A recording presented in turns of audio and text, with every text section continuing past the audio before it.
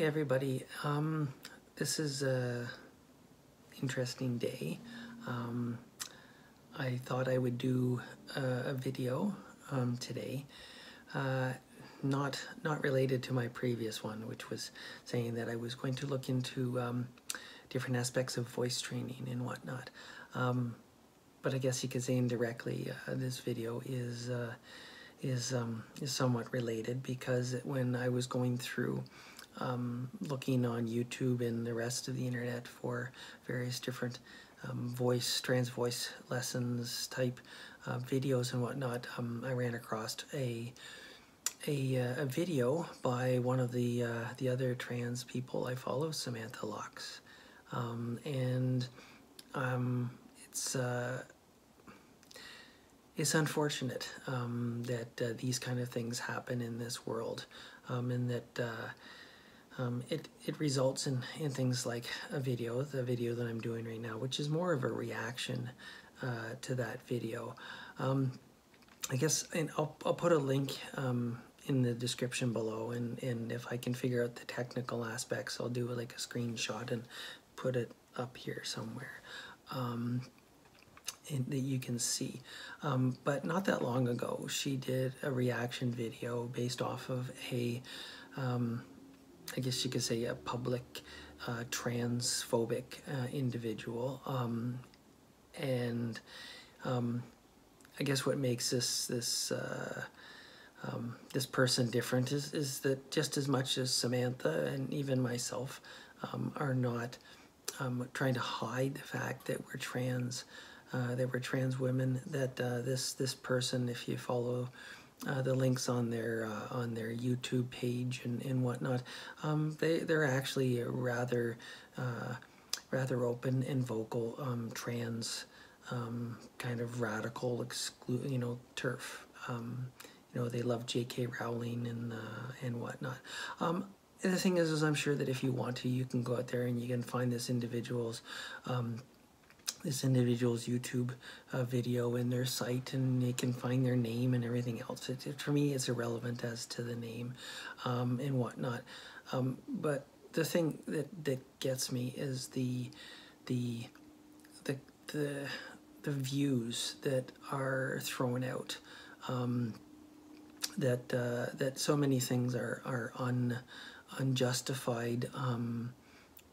I'd say uneducated and whatnot. Now, I'm not saying that that what I think and what I believe and what I understand is the truth, and far from it. I actually respect other people's opinions, and their beliefs and whatnot. And that's one of the, I guess that's one of the critical differences, because I'm not going to go around telling people, no, you're wrong. And it's funny because trying to put together a thought process behind this,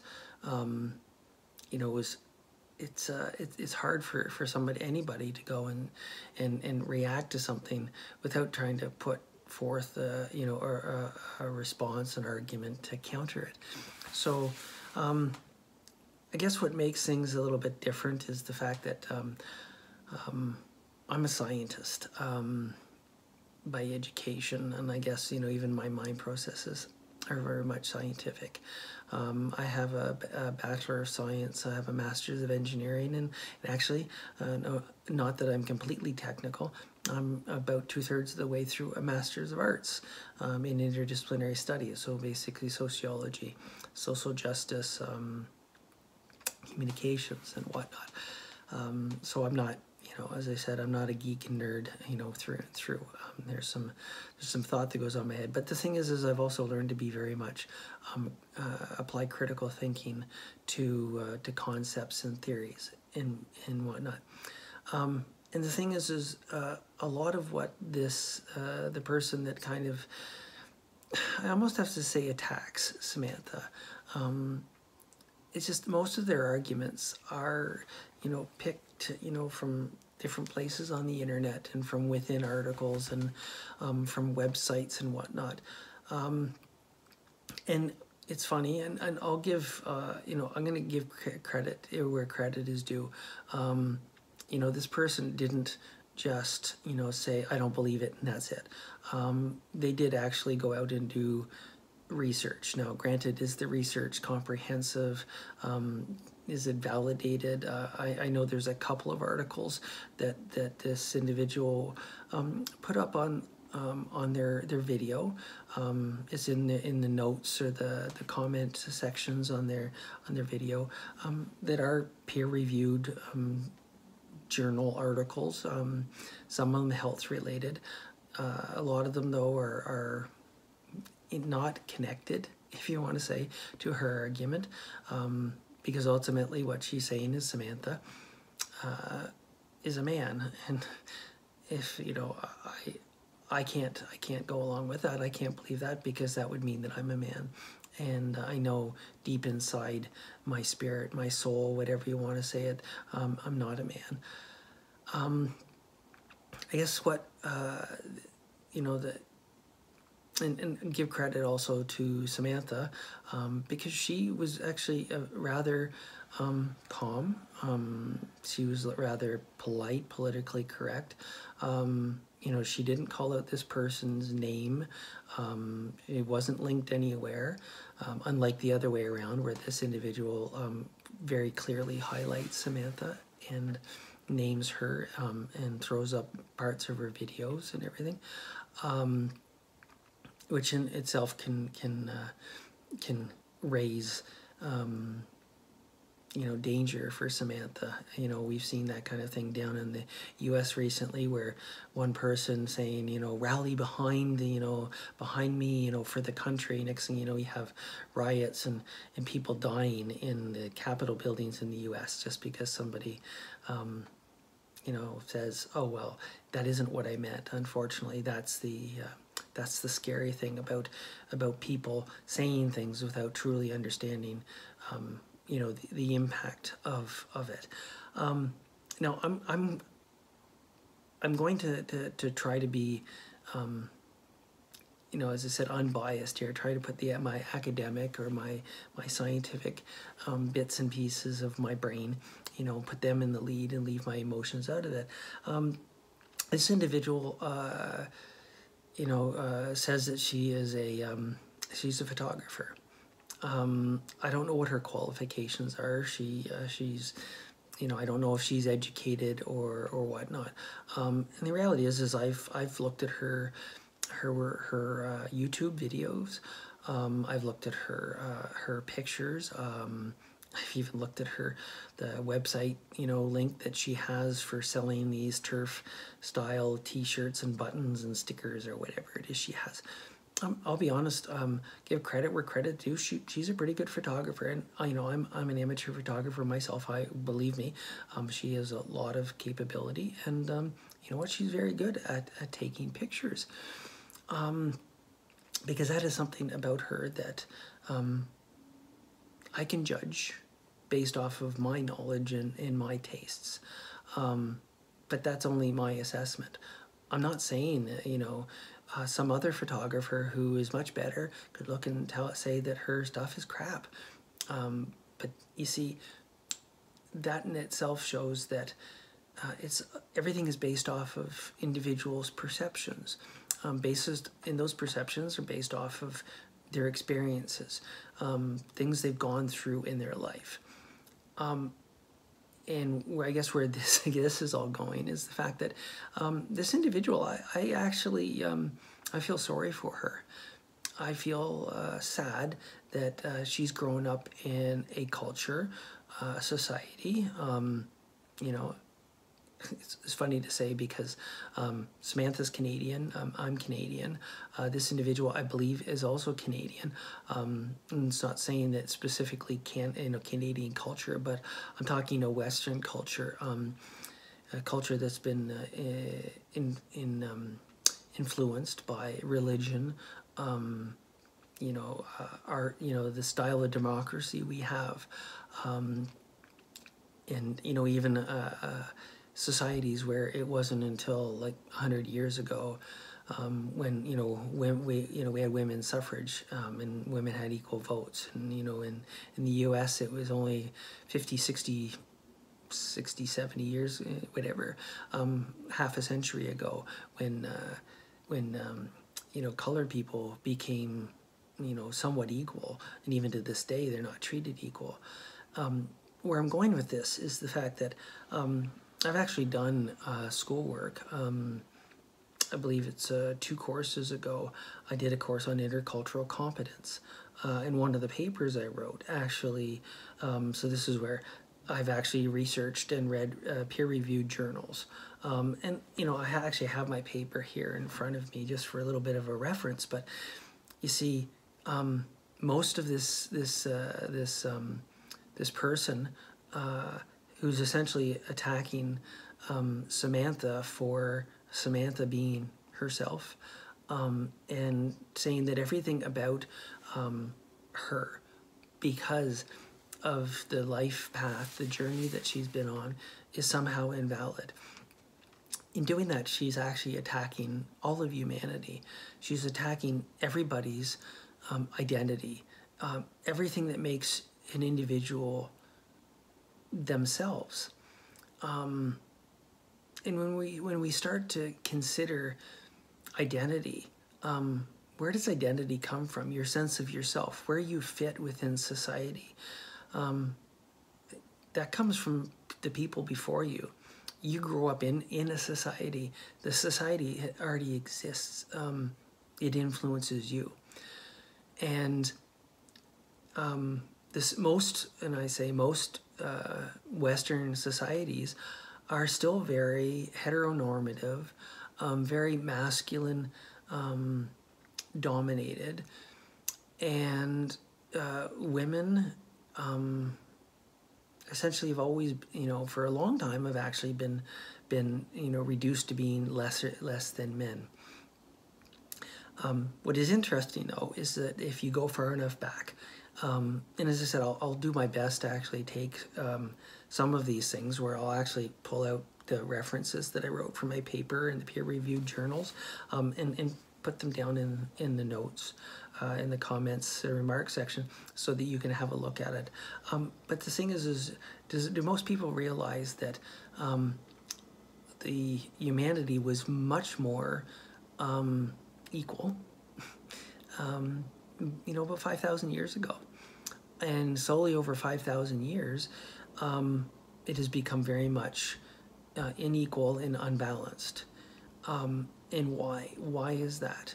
It's because of technology. And we're not talking like technology. We're not talking like, you know, phones and computers and, you know, mice and whatever. It's not because of, you know, Marconi and wireless, and it's not because of Edison and the, you know, the light bulb. You know, it's not because of electricity or steam engines. This all goes back to the plow. The plow. I mean, what do you mean the plow? Well, even about 3,000 years before Christ, places down in if you want to say the Nile River Delta and whatnot. I guess I'm not sure if it would be called Egyptian cultures or Mesopotamian, whatever. You get what I'm trying to say. In Mesopotamia, I can't even get that one right. It used to be a very matriarchal nations or empires or societies, and then around the time that the plow was being introduced, it changed things. Because up until that time, basically anybody with a handful of seeds and a stick, you know, was able to farm. And if you were able to farm, you could sustain yourself. You could raise a family. Children, you know, I'm not talking babies, but children, women, men, they could raise crops. But ever since that point, the moment the plow came along, the plow needed upper arm strength, it needed body strength. Using beasts of burden to pull these things required strength. And the moment that happened, and this is something that in one of the papers that I read, that it was viewed around the world, and we're talking all over the world, that once the plow was introduced, and sometimes it, you know, we're talking even 100, 200 years ago, when the plow was introduced in other parts of the world. I mean, but the thing is it's been very consistent that the moment plows have come in, societies, you know, who owns the land, who controls the land, who in that case a lot of times who can vote, who can lead, was all based off of essentially who could do the most work, who the strongest was, and that has actually set, you know, the world in an area, you know, on a path where things have become have remained unequal. It's funny because if you look statistically, there's more women in the world than there are men. So why is it that the majority is being ruled by a minority? And if we take that, you know, even further, you know, how many cultures out there, you know, have, based off of their location, based off of whether it's some religious, historical, whatever, where we have things, you know, in regions of the world where things are ruled by religion, where you have things like Sharia law, that things, you know, that in Western cultures say, no, we can never have it that way, but in other parts of the world they say, no, this is the only way it can be, we can't have it your way. There are still countries in the world where there are caste systems, where if you're born into a certain family, you can't be what you want to be. You can't grow up and say, I'm going to be a doctor, because if you're a caste, if you grew up in a family where your caste is that you are the ones that clean out the toilets in the street, then that's all you can do, whether you like it or not. And if you stray from that, you'll be cast out, and you'll even be less than you were as the street toilet cleaner. Where this all comes back to is that when people like this young lady attacks somebody like Samantha, you're attacking anybody's, you know, sense of themselves. What she is saying is the fact that what society says defines who you are. I'm just wondering if she was born into a system where, you know, all she knew was cleaning street toilets, you know, would she be happy? You know, would she always want to be a photographer? I mean, she's a good photographer. You know, that's a waste of humanity to have, you know, to have somebody with that skill, you know, not be able to do it because they were born into a specific family. Now, being born into that specific family is just as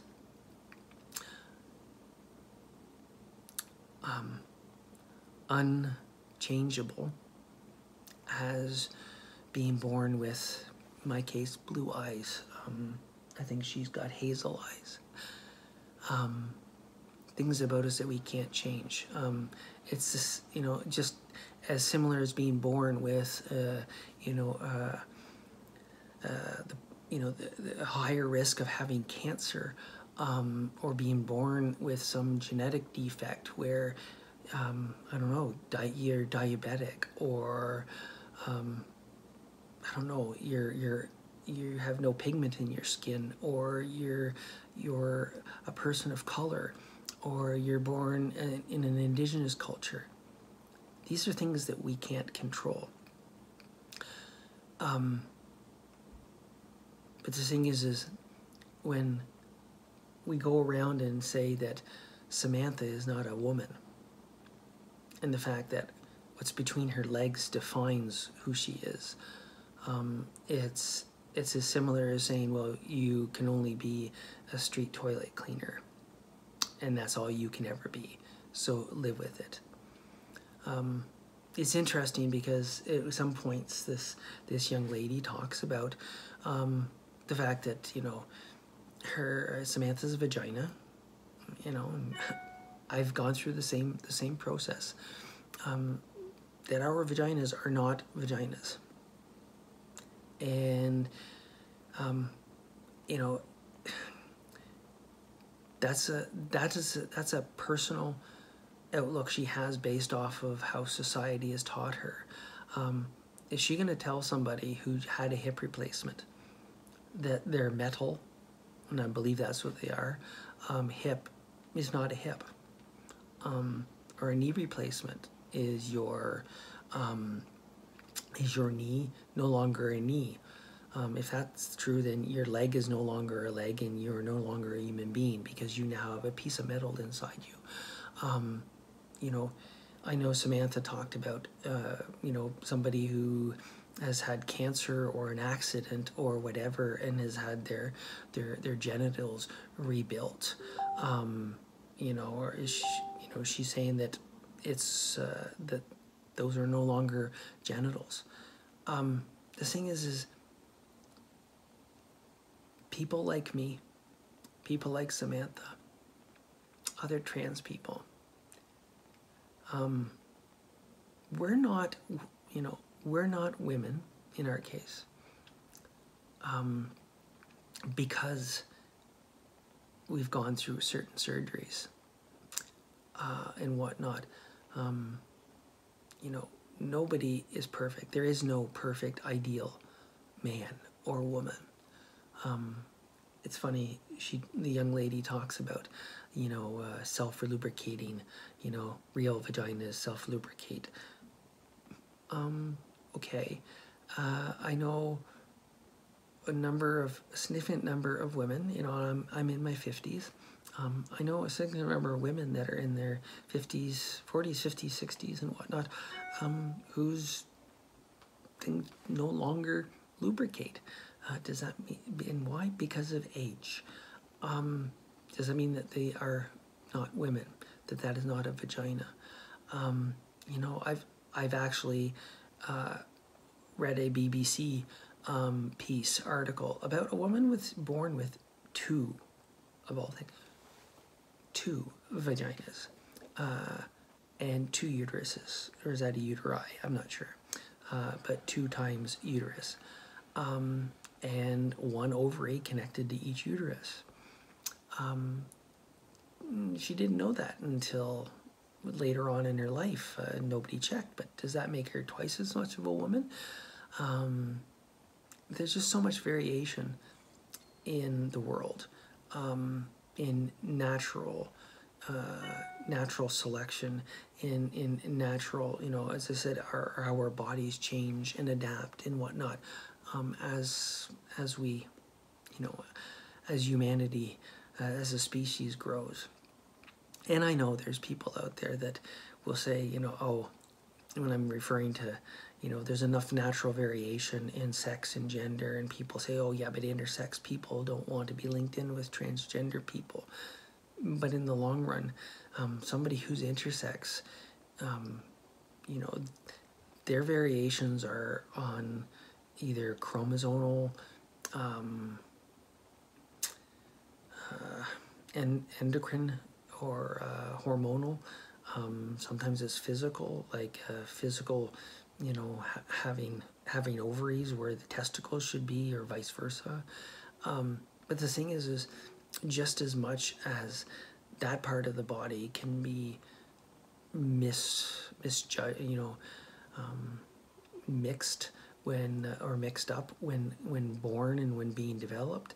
The thing is trans people are the same way, whereas what's different is up here. What's up here, what creates us, what's in our heart, what's in our mind, the thing that creates us, things that makes us who we are. That is the thing that's not in line with the rest of our body. I mean, this young lady can say as much as she wants. The one thing I know is how I feel. For me, my feelings are facts. And I guarantee you, Samantha, her feelings are facts. Nobody can tell her that she isn't a woman. She knows she is. Yes, her body her chromosomes, her hormones don't match with who she is, the sense of herself. And that's the dangerous thing, because the path this young lady follows, and the path that people that she likes, like J.K. Rowling, the thing is they want to define who we are based off of strict rules, you know, checklists. Do you have a vagina that self-lubricates? Yes, you're a woman. You know, can you bear a child? Yes, you're a woman. You know, do you have, you know, what are your chromosomes? Are you XY, XX? You know, okay, you're a woman. No, you're a man. But the thing is the moment that we go down that path, who gets to define the checklists? Who determines who is what? You know,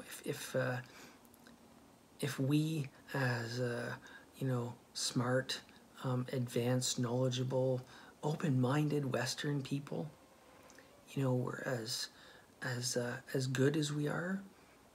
You know, I hear all the time that we are apologizing to the Indigenous peoples around the world, saying, well, yeah, you were here first and we're sorry.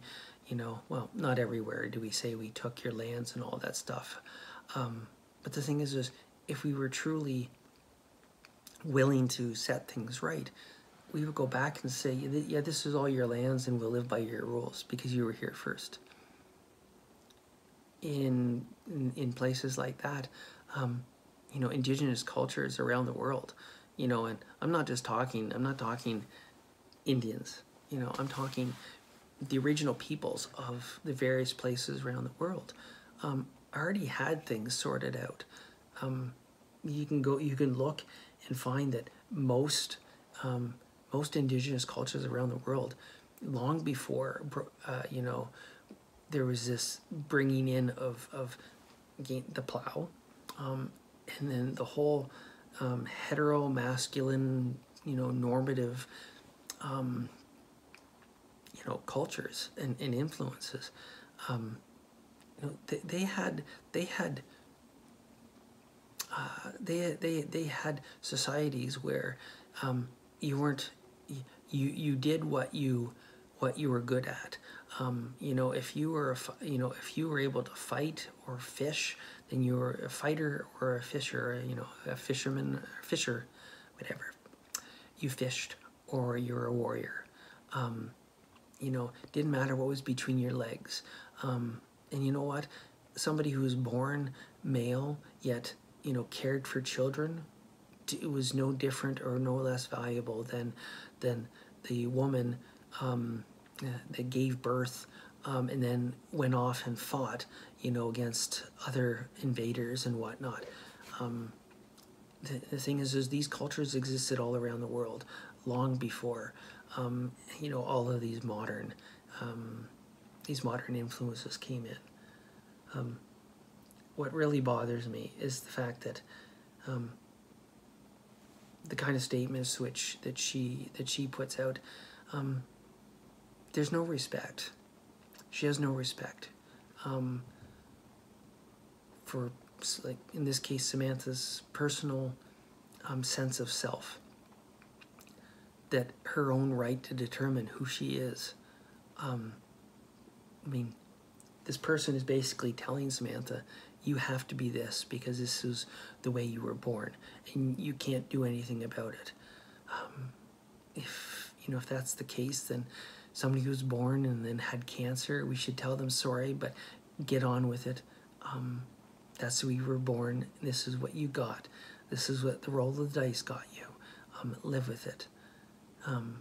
But it's not fair to go around telling people what they have to be based off of rules that, were made up in somebody else's head. As I said, I think that she's a good photographer. That's as much as I can do in judging her. I'm not saying that she can't have her views and her opinions. All the power to her. She doesn't have to believe that I'm a woman or Samantha is a woman. She doesn't have to.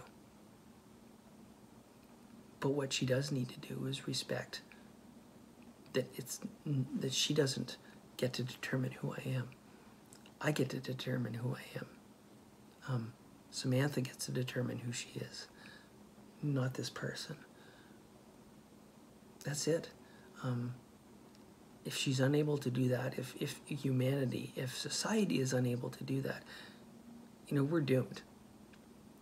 Because in the long run, is this any different than, and I know I'm exaggerating a lot, but is this any different than Hitler stating that only Aryans are the true people? That only if you're blue-eyed and blonde-haired are you the chosen people? How many times have we heard that in human history, where people are the chosen people? Who chose? But we as a society, we as a species are doomed if we can't respect each other. I mean, that's it. That's all we need to do, is we need to respect each other. I'm sure she doesn't want to be treated like crap every day and questioned. I don't want to be questioned. I don't want to be treated like crap every day. It's just mutual human respect. And I said, I'm sorry that, I'm bringing all this up. I'm sorry that Samantha has had to go through this. I'm sorry that society has placed, a person like this young lady in a position where she can't have an open mind and try to understand where somebody like me or Samantha comes from. I mean, to be honest, and I know I should be stopping by now, but none of us have chosen to be trans. The reality is I'm pretty sure that Samantha never wanted to have to take hormones or do whatever she's had to do in the way of surgeries. And I never wanted to either. Believe me, I would love to have been born just like this young lady. Where from conception, my mind and my body, we're together. We're aligned. We're together. And then I never would have had to go through any of this. Where, somebody like her isn't going to go around and say, well, my vagina isn't a vagina because, I wasn't born with it. I'm sorry. I really wish I had been born with it. And there's nothing I can do to change that. I'm not going to kill myself and hope for reincarnation to start over again. I have to do the best I can with what I have. But I am not good for myself, society, my family, anybody.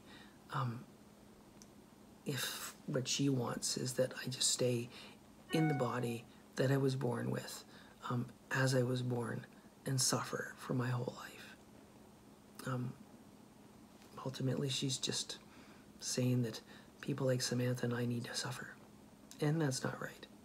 So, this has gone on a lot longer than I expected. But the message is clear. If we listen to this rhetoric, if we allow these attacks on people like Samantha just because she is herself, then as I said, you're attacking all of humanity. And I think that's not where we need to go as a people. So I will leave you at that. My motto is live in the moment. So